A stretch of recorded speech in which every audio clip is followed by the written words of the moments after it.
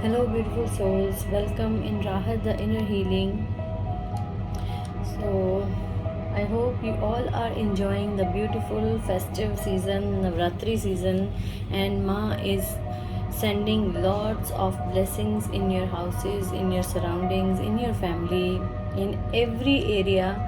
जिस भी जगह पे आपको बहुत ज़्यादा प्यार की, अबंडेंस की, हीलिंग की ज़रूरत है, माँ आपको ढेर सारा भेज रही हैं. So let's see what are the guidance for all of us today.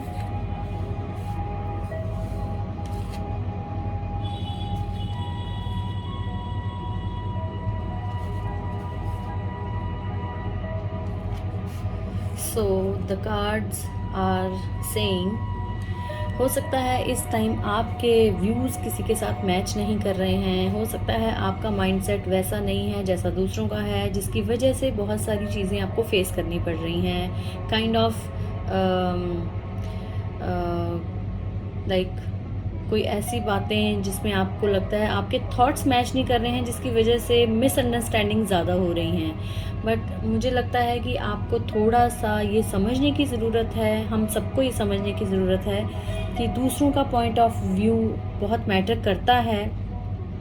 अगर हम टोटली किसी और पर डिपेंडेंट नहीं हैं या नहीं हो सकते हैं, तो इसका मतलब बिल्कुल भी ये नहीं है कि हम दूसरों के ओपिनियंस को भी इम्पोर्टेंस ना दें. कहीं ना कहीं दूसरे हमें हेल्प भी करना चाहते हैं, तो हमें उस हेल्प को लेने के लिए विलिंग होना पड़ेगा. लेने के लिए, हेल्प लेने के लिए अपना हाथ आगे बढ़ाना पड़ेगा.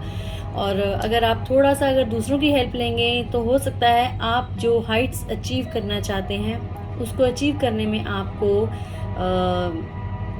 हेल्प मिलेगी, दूसरों की हेल्प मिलेगी.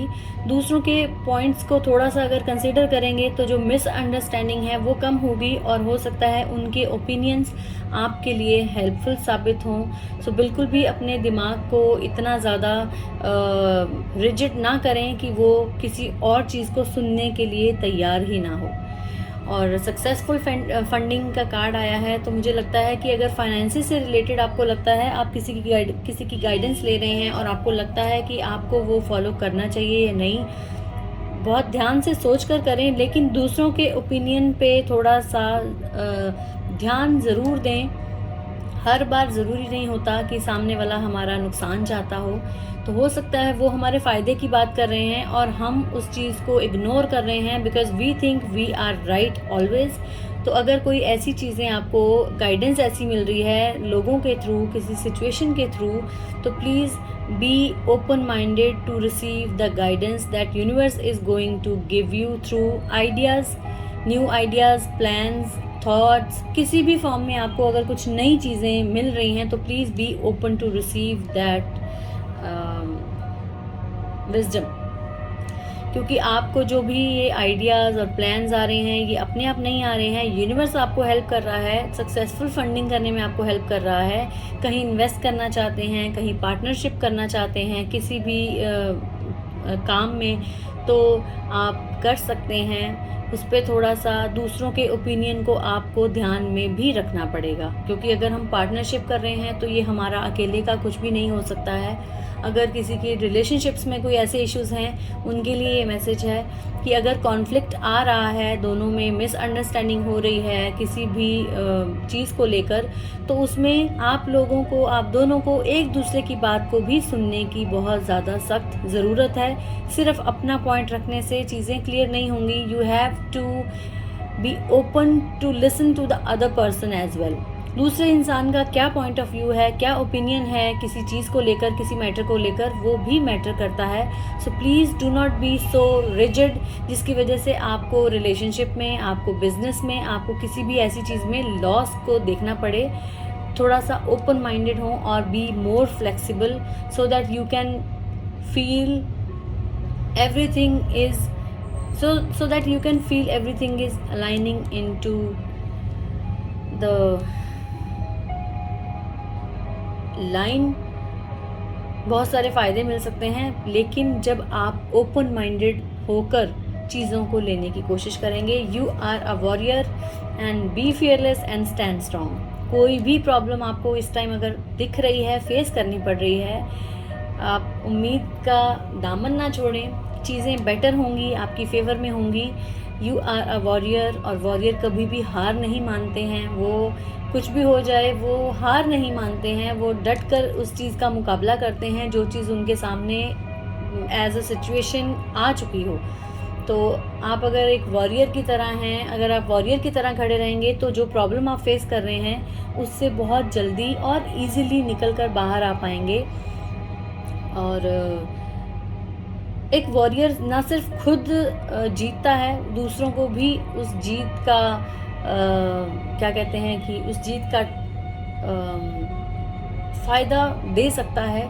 तो हो सकता है आप जो स्ट्रगल कर रहे हैं, बहुत ज़्यादा परेशानी जो आपकी लाइफ में इस टाइम चल रही है, वो आप अगर एज अ वॉरियर लेंगे, as a warrior you will come out as a winner.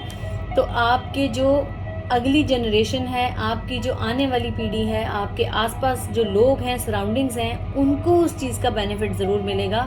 तो आप जो कर रहे हैं, जो हार्डवर्क कर रहे हैं, जो चीज़ें अभी पेनफुल लग रही हैं, do not be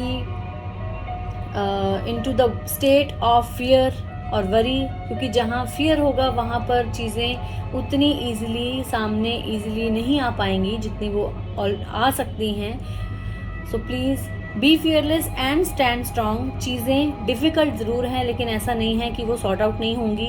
they will come to an end in a positive manner, but only when you will be standing like a warrior.